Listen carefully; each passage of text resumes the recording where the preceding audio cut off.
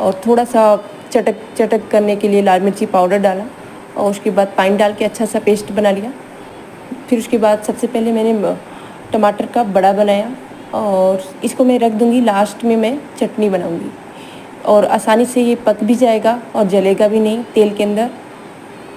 और इसका टमाटर की चटनी बहुत ही अच्छी बनती है। तो सबसे पहले मैंने टमाटर का बना लिया, जो बाद में मैं इसकी चटनी बनाऊँगी। उसके बाद मैं मिर्ची का बड़ा बनाई। मिर्ची का बड़ा जो खाने में टेस्ट